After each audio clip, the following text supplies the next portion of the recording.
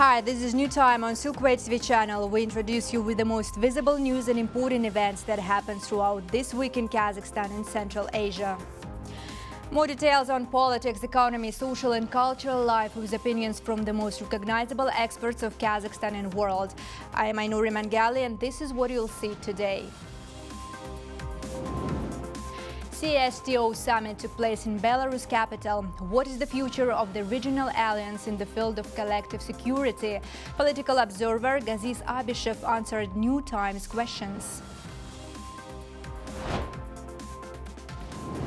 New logistics routes, how Kazakhstan modernizes its transportation system within so-called Middle Corridor, and why does it matter? $4 million of investment is not a limit. Kazakh medical startup makes a breakthrough in the Middle East market and is ready to expand in America. We talked to one of the key team members of this project. The Middle East crisis, aid to Afghanistan and UN cooperation. These are global issues that were discussed this week in Minsk. The capital of Belarus hosted the 37th summit of the Collective Security Treaty Organization. Leaders of the CSTO countries signed a joint declaration as well as a number of documents aimed at improving the work of the organization.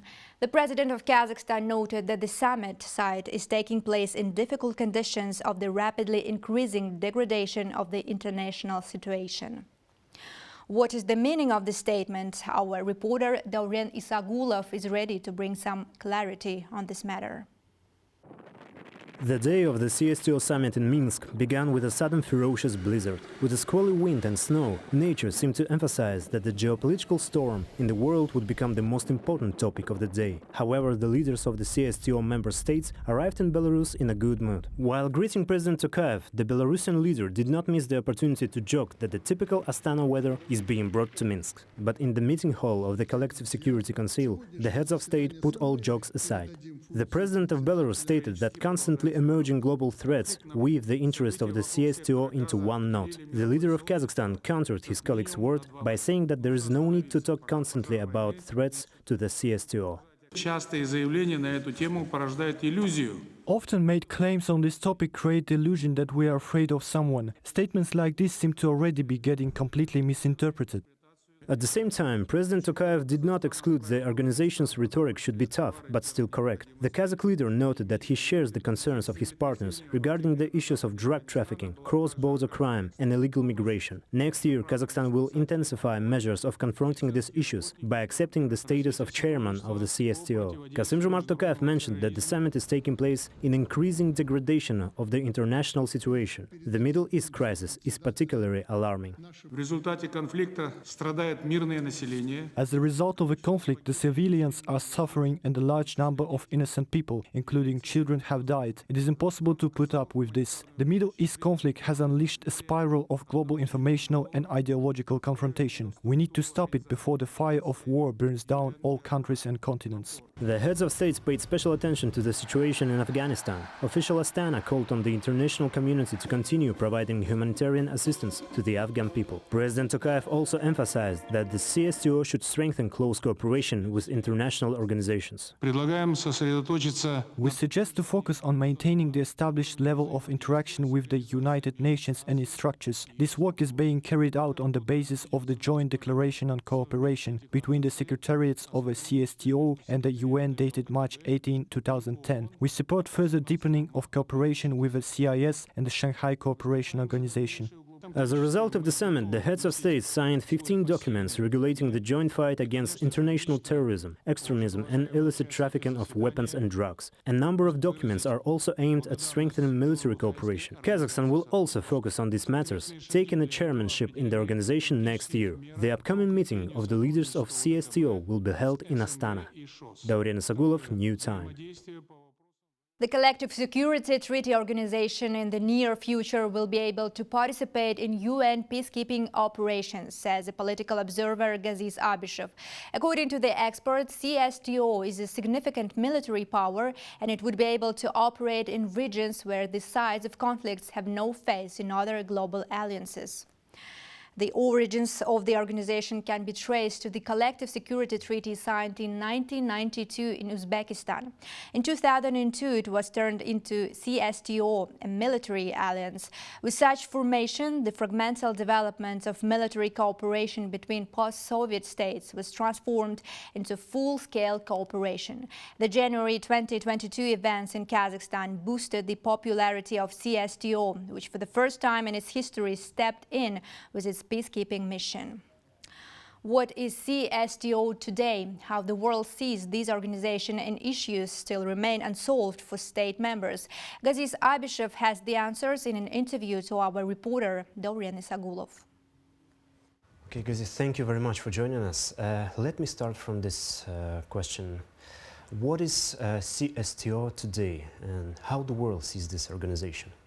Well, after the fall of USSR, of course, there were some remains of its military structure, and at that time the CSTO was created because it was necessary for Russia to keep control the military infrastructure around its border on Eurasian heartland. Firstly, and secondly, for the small independent newly created republics, it was necessary to be under the Russian nuclear umbrella to be safe, because we all feared that the enemies from outside would start to attack the small new independent republics. That's why CSTO was created. And what is CSTO today? How the world sees this organization? Well, it's like, well, how the world sees it, we need to admit that CSTO right now is a military bloc led by Russia, and Kazakhstan and others interested because it's a sort of defense. For example, for us, if, for example, from the south, some radical groups from Afghanistan or other places would try to attack Kazakhstan, of course the joint forces would defend our territory, and of course it also applies to Kyrgyzstan and Tajikistan. Firstly, and secondly, for Russia it's a matter of prestige, because Russia wants to be like a United States, the head of military bloc, military alliance. From diplomatic, economic and military perspective, it's a prestigious thing. Some people say that CSTO is some kind of our analog of NATO. Is it true? And if it's not, well, it's sort of analog, but it's very, very small. I mean, 20 times smaller than NATO, because NATO actually consists of about 30 countries. And of course, inside NATO, you have three nuclear powers like United States, France, and United Kingdom, and of course others also, whether it's Germany, Turkey, or Canada, are also quite strong powers themselves. But here in CSTO we have only 5 members, and also we have only one strong power, and 90% of its military power is Russia. That's why it's, I mean, asymmetrical structure. What issues still remain unresolved within the CSTO? Well, we know that there are some territorial contradictions between Kyrgyzstan and Tajikistan, which are both members of CSTO, and also we know that most of countries of CSTO actually recognized the territorial integrity of Azerbaijan. That's why this dispute over Nagorno-Karabakh was such a I mean, cruel for Armenia, because Nagorno-Karabakh is a part of Azerbaijan, and Kazakhstan, Moscow, and others never rejected this idea. So right now, Armenia offended by that, but what are you going to do? How do you think, will CSTO ever be able to participate in United Nations peacekeeping operations like NATO does? Well, I think it's quite possible, but not right now. If we are ready, we have enough military force, probably somewhere in the world, whether it's Africa, Asia, or or Middle East were able to be a peaceful peacekeeping forces, because, for example, in some areas of the world, the conflicting sides, one of conflicting sides or both, they probably don't trust collective West, and they're able to trust CSTO because we're flexible on the international arena. Moving forward, the president of Kazakhstan arrived today on a working visit to Baku to participate in the summit of SPECA, the United Nations Special Program for the Economies of Central Asia. The main goal of the program is to promote the economic integration of the Central Asian countries into the world economy. The agenda of the meeting includes issues of international transport cooperation, water resources, ecology, and developing artificial intelligence. Right before the summit, the head of state held a bilateral meeting with the president of Azerbaijan. Kassym-Jomart Tokayev noted that relations between Kazakhstan and Azerbaijan are developing along an ascending line. New projects are appearing. We don't have any questions for each other. We are natural strategic partners, practically neighbors across the Caspian Sea. The adoption of the joint declaration on strengthening strategic relations and deepening allied cooperation, as well as the establishment of the Supreme Interstate Council, was historic.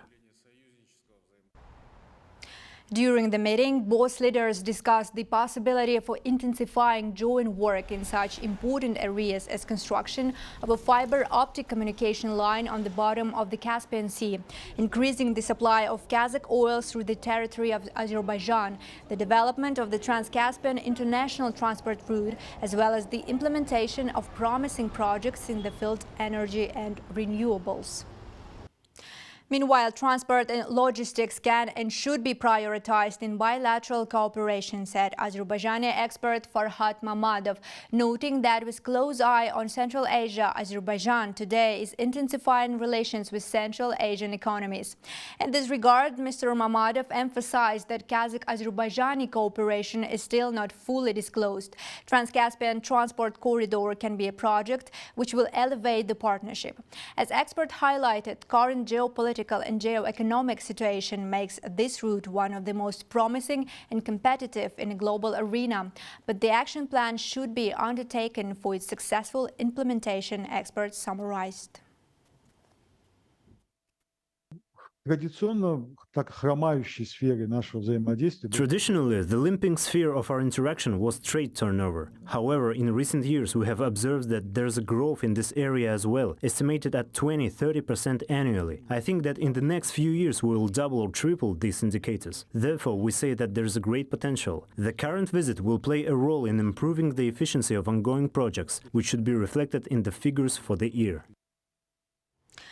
Kazakh government discussed potential of seaports Kuryk and Aktau as vital parts of the Trans-Caspian international transport route.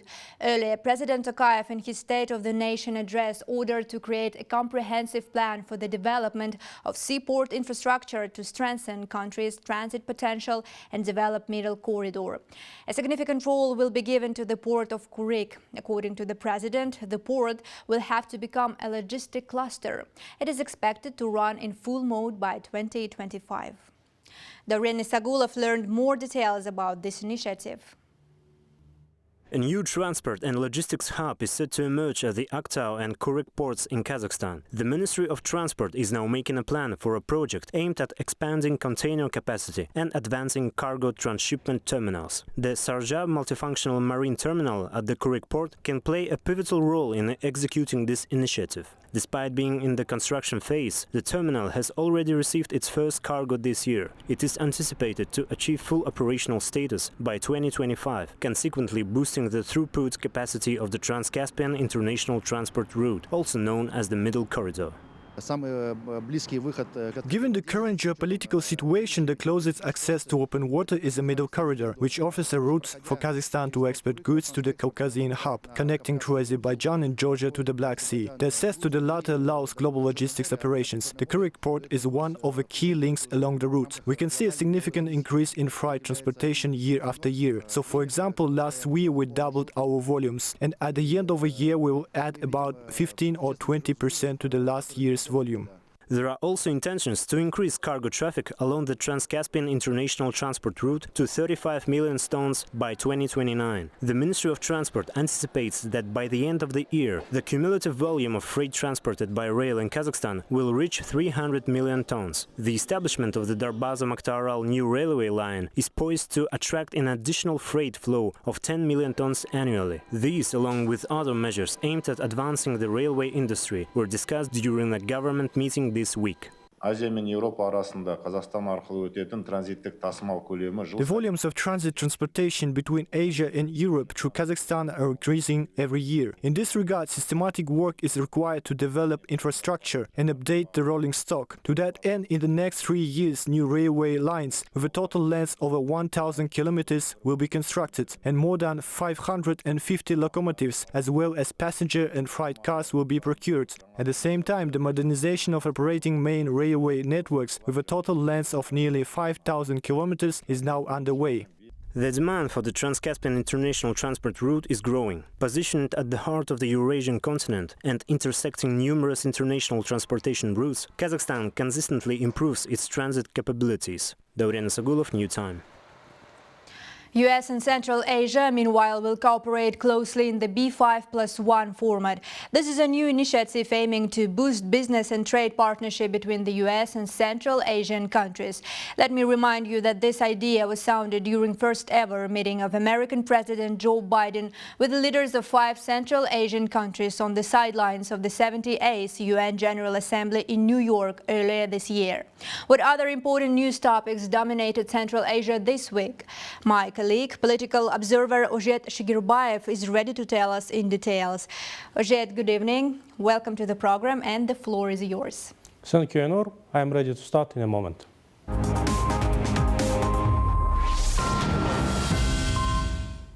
Central Asian countries and the United States are launching the B5+1 business platform. The first meeting of this platform will take place in Almaty in 2024. As part of the new initiative, the emphasis will be on economic security through the development of regional economic integration and reforms, public-private dialogue, innovation and foreign investments in the countries of the region. At the moment, the United States is the second biggest investor in Kazakhstani economy, with $5.1 billion investments in 2022, but mainly in the mining sector.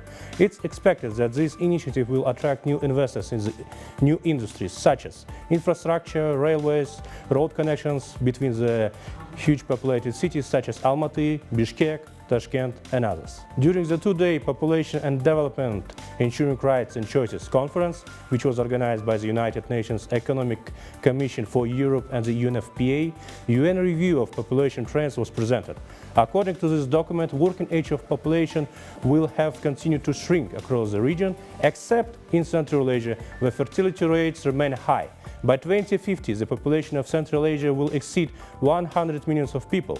According to experts, demographic growth will contribute to economic development. The share of youth in our country is also increasing, having already reached 1/3 from the total population. Kazakhstan and the European Union are set to expand cooperation in the field of rare earth materials. Establishing a mutual beneficial partnership, the parties have signed the corresponding memorandum in Brussels. The European Union demand for the minerals is projected to increase 12 times by 2030 and double by 2050.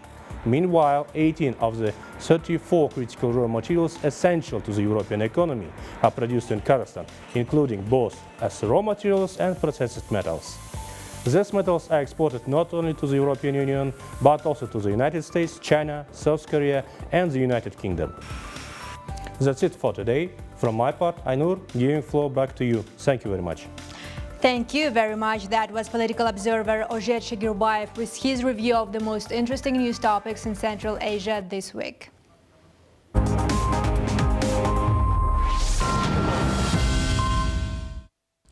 Astana may obtain status of the financial center of the Turkic world, being a chairman of the OTC next year. According to the governor of Astana International Financial Center, Rinat Bikturov, this status will strengthen Kazakh capital's position as an economic and financial center in the region, demonstrating the country's potential and its investment opportunities.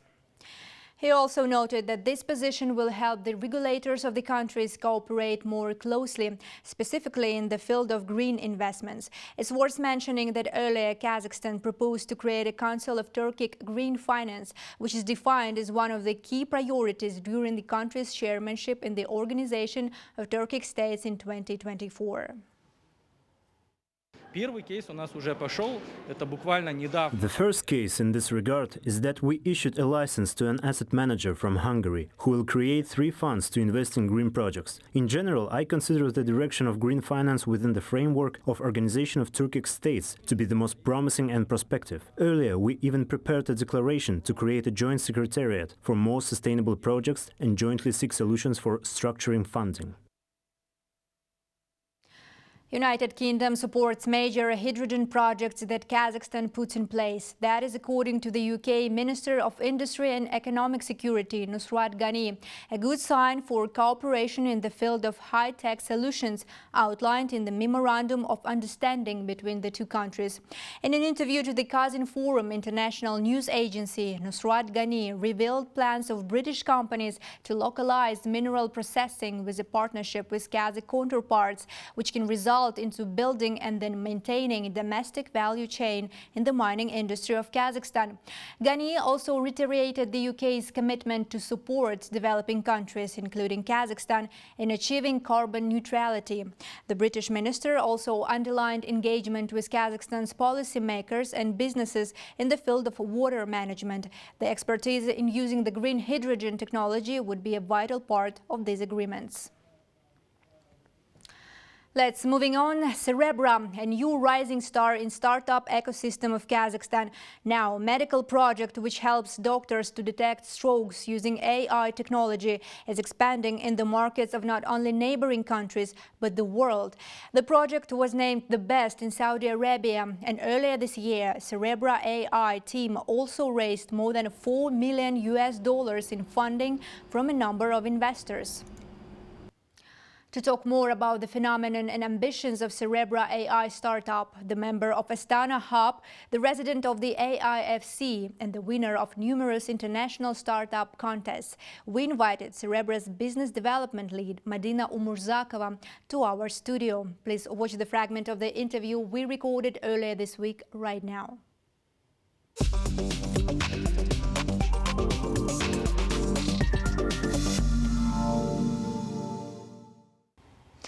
Hi Madina, thanks for joining us today in our studio.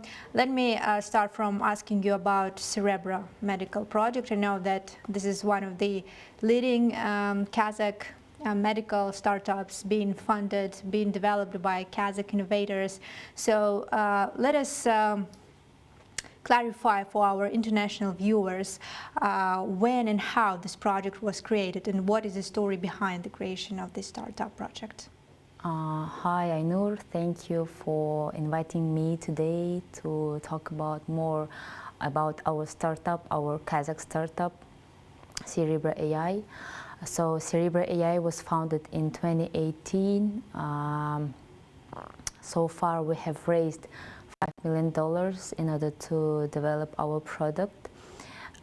Currently in our team more than 38 people who are working on developing the product, but from the beginning it was only 10 people in our team, and our our aim was to help to the stroke team to detect the first signs of the ischemic stroke. Because maybe, as you know, it is very difficult for a stroke team to detect the first signs of the ischemic stroke during the first 6 hours using only NCCT scans. So how, you was the one of first who joined the team of the startup. So how did you come up with this idea? So why did you feel that this particular idea was important for medicine development? We saw that there is a huge problem in stroke centers with detecting the first signs of ischemic stroke, because it is not the fault of the specialist of the stroke team. It is just the limitation of our human eyes. Like, we cannot detect the first signs, so therefore we started the developing of the software based on the generative AI, which can like detect all pathologies of the brain. Mm-hmm. And as far as I know, this software is now being used in some of our medical institutions, in our hospitals. So how does it? Yes, how does it work? How does it function right now? So yes, currently we deployed our software in 46 stroke centers, which is actually 82% of the total market of stroke centers in Kazakhstan, which we like. It is like proud of to be the first innovative technology which is used by the doctors in stroke hospitals. So how it uses. The patient comes to the stroke center, they undergo the CT scan, and then this CT scan analyzes through our technology, which is generative AI, and then within like just 3 minutes, the doctor, they get the results, and they can give the appropriate treatment to the patients, so they can save their lives. Okay, let us talk now more about achievements you have as a very I think young team, right? Young startup team so far. Recently, that was a big story that Cerebra attracted more than $4 million investments. So I think this is quite a big message for all local domestic startup industry, and I think the question is now rising: how do you want to develop this startup further, right?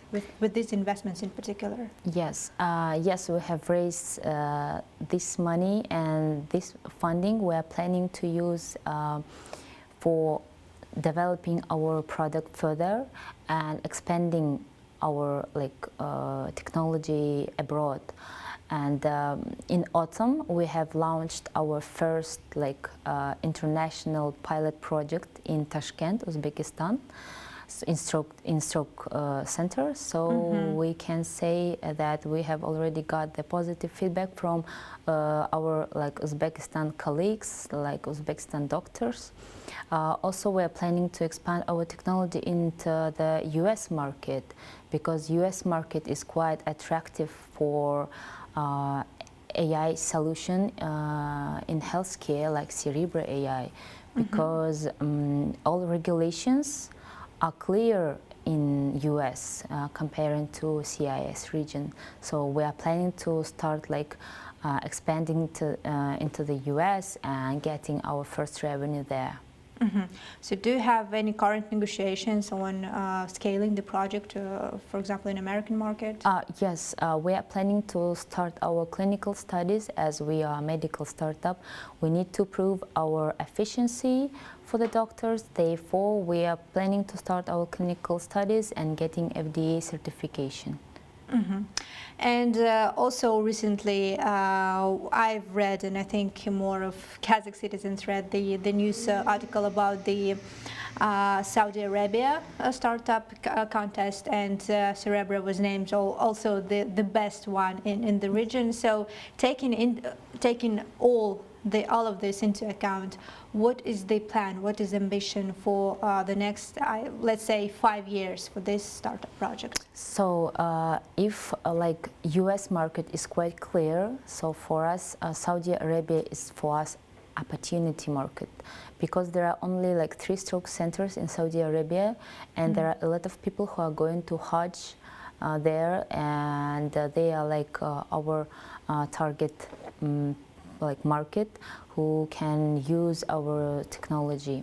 Therefore, currently we are at the beginning of the finding some partnership negotiations and starting our pilot projects. Thank you very much, Medina, for this interview, for your time, and I wish you all the best in all your endeavors.